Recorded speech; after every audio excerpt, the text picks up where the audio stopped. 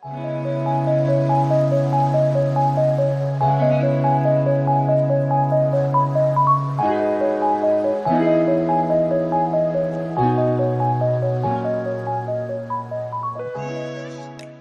guys, it's no secret that I'm a big-time skateboard geek. I love everything about them, actually skateboarding, but also the boards themselves. Skateboard videos, magazines, you name it. But what you may not know is that I also really enjoy documentaries, behind the scenes, and stuff like that. And I recently watched a documentary about this guy named Danny Way, and he's done some amazing things on a skateboard over the years. And I remember seeing him in magazines even as a kid, back in the 90s. But recently, at 41 years old, Danny Way set out to break his own world record of 25 feet out of a giant ramp, launching out of a giant ramp on a skateboard. And he was actually the one who set this world record. So really cool seeing how he wanted to break his own world record. And he put a lot of effort into this, between assembling a film crew and building this huge mega ramp out in the middle of nowhere. They had to purchase some property in order to do this. It was a really big undertaking. And what's really cool about this documentary is that they showed the whole process, but they also got a lot of his thoughts and his insight along the way. And really early on in the documentary, one of the things that Danny says is, he's talking about skateboarding and all the things that he's done throughout his career. And one of the things he said that really stuck with me was, he said, I want to give this thing, talking about skateboarding, I want to give this thing all I can while I can.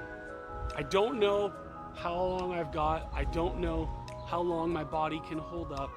So I want to give it all I can while I can. And so that really stuck with me. But fast forward through the documentary, he attempts this world record and takes about 26 or 27 tries, and he gets bodied numerous times during this attempt, and has some small injuries and things like that. But after attempt 26 or 27, he finally lands it, beats his own world record, and I believe comes shy of about just under 30 feet. So super amazing, super mind-blowing. And he's being interviewed right near the end of this documentary. And the guy interviewing him says, Danny, what kept you going through all these attempts? As you got tired, as you wrestled through injury, what kept you motivated to keep going after this world record? And he said something that really stuck with me and actually really prompted me to want to share this with you guys today. And Danny said this, he said, I couldn't walk away from today. I couldn't walk away from this attempt. I couldn't walk away from this world record attempt knowing that I'd given it less than my best. I couldn't leave here having not laid it all on the line. And that really stuck with me. It got me thinking about my own life and and about you guys, and I hope that this speaks to you today as well, that could we walk away from this life, from our time on this earth and into eternity, and say that we gave it our all, that we gave our everything for Jesus while we were on this earth? And like Danny Way was talking about skateboarding, he said, I want to give it all I can while I can, because I don't know how long I've got. And the same could be said for you and me. We don't know how long we've got on this earth. We're not guaranteed tomorrow. We're not guaranteed a year from now. We're not even guaranteed the end of today. Our life could be done just like that.